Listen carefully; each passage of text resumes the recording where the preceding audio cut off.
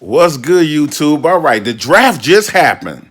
The draft just finished, and I wanted to give my thoughts. And that's the one-on-one. No surprises, right? We all know that Bryce Young, what's that dude name? I don't know. We all know Young was going first.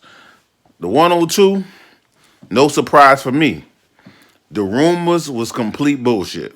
It was just some team hoping that the Texans would fumble the ball and not draft him, and they would swoop in and trade with the Cardinals at pick 3 and get him. But I'm glad the Texans steadfast. They ain't fool for the BS.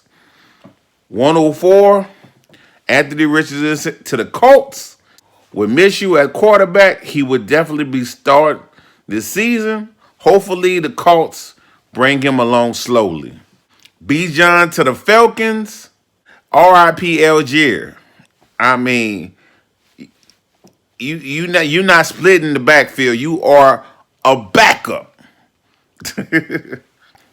At the 112, the Lions drafted Jahmyr Gibbs. Why?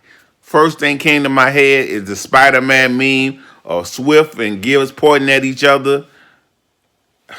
I just don't understand why they felt they need to draft a running back that high. But I wonder how the fantasy community feel about Montgomery being in that backfield, and he definitely will be vultured in some of the goal line touchdowns. So I wonder how people are going to feel about that in the community. Will he stay the RB2? Stay tuned, because I think it depends on what Charbonnet goes. At 120, JSN was drafted by the Seahawks. That move is like, I mean, it doesn't move me whatsoever. At 122, Flowers was drafted to the Ravens. There's a lot of Zay Flowers fans that's still trying to digest this. And for me, I'm not a fan of it unless the Ravens are going to completely change their offense. It's still a place where wide receivers go to die for me. At the 123, Addison to the Vikings. I guess he'll be a great number 2 wide receiver. This is what it is. At the 125, we have Kincaid to the Bills. I didn't feel like they needed a tight end in the first round. Why? So I guess the Kincaid fans should be hyped about it. My draft profile on him is incomplete because he didn't do any athletic testing, and the dude been hurt since his last college game with a back issue at that. If I was a Bills fan, I personally would be pissed about that pick. But the biggest news, Will Levis was not drafted.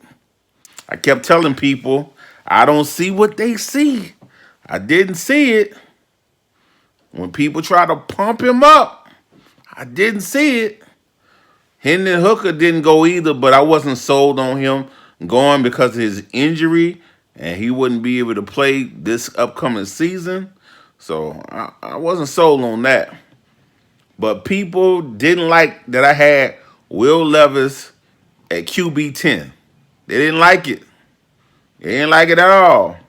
And I'm actually surprised he was invited to the draft because I feel bad for the kid that had to sit there the entire draft and not get drafted. Like, that ain't right.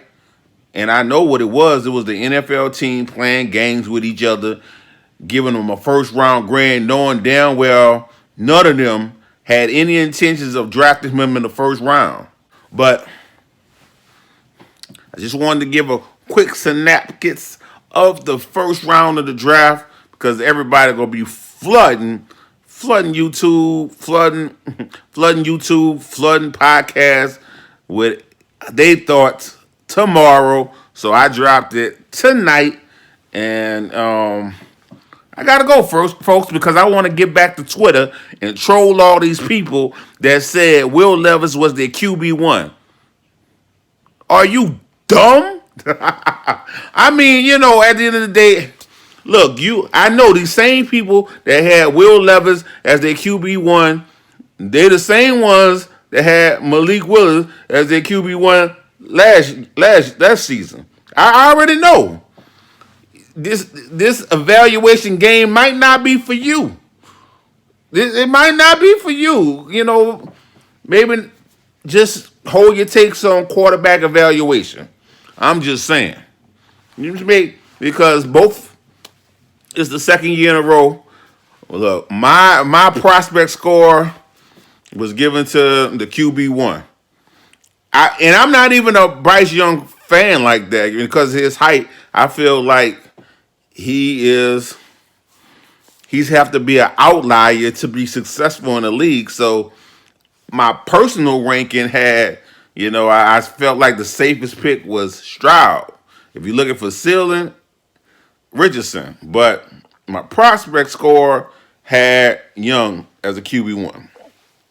And last year, I was a fan of Kenny Pickett as the QB1. He was the only one that looked polished to me. Yeah, so, but good night. Hope y'all enjoyed the draft. It's going to be more fun tomorrow.